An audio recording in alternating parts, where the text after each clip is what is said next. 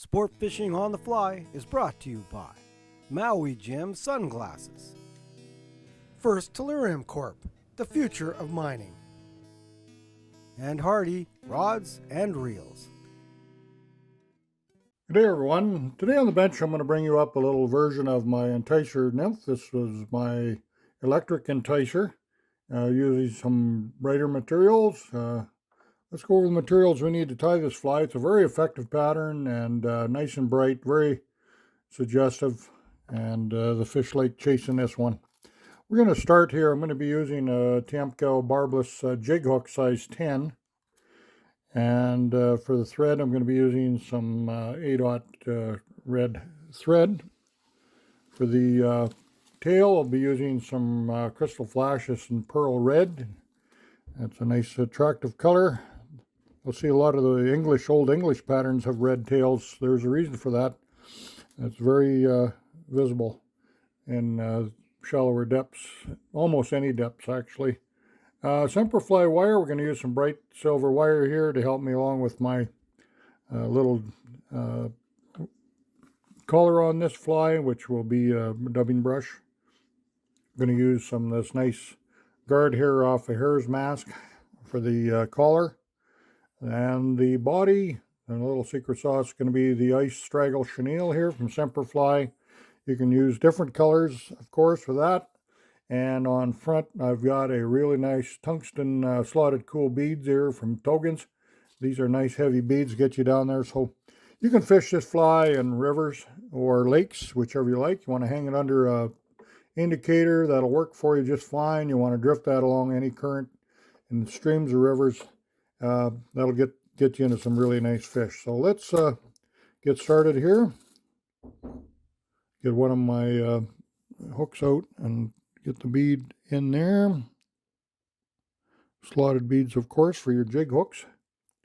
You can tie this on a regular fly hook as well. I know the jigs are very popular. They've been out a long time. It's just that they've really gained popularity in the last few years.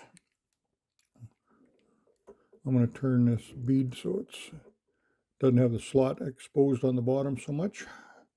And I'll get some good thread wraps ahead here to kind of hold it forward. Come back to the tail, the tie-in point, dress the hook a little bit with our thread. I'll just take a few strands of the red Krystal flash. Kind of interesting, like say, if you kind of wonder why or look back at some of these old patterns, you'll see so many wet fly patterns in the English style flies that all had red tails. And there's variation of colors at different depths that are very, very visible. And red has been proven very effective for years. Okay, so we have that. It's a pretty simple little fly to tie too. This is another thing I like about flies that fish like to eat, and they're simple to tie. Don't take you long, don't take you a lot of materials.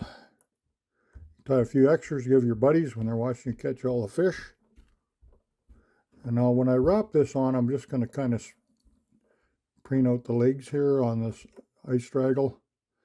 Then you can see them coming off the material. Really nice kind of a hackle. You're going to see a little more of this than you do with my regular Enticer, which pretty much the hair covers the whole fly until it pulsates. So I like using a softer collar on them. But you see a nice buggy body coming off there. It looks really good. Like I say, we come off the Hares mask here, some nice little guard hairs. Turn that down close to the skin.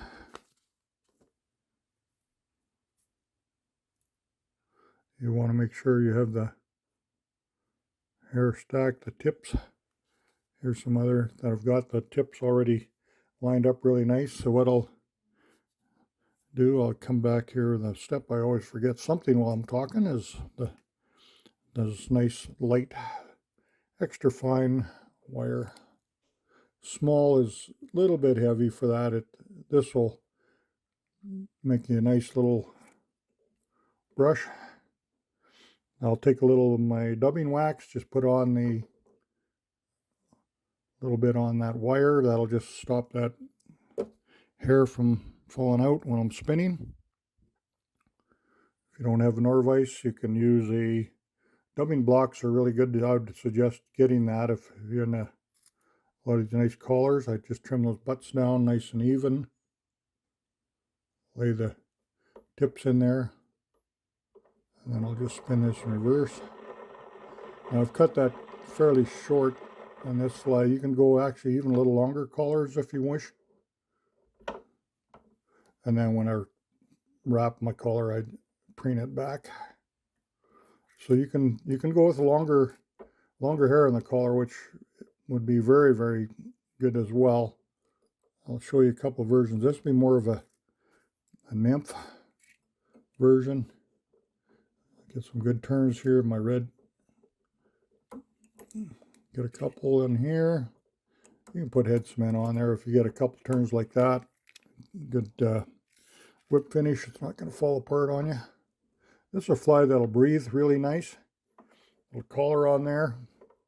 Like I said, if you want to, instead of trimming that rabbit down, you can actually make a little longer rabbit that can almost come to the back of your hook. That'll work just fine for you as well. But there it is, a little version of my Enticer that has been very, very effective for many years. A lot of people have had great success with it. I know we sure have.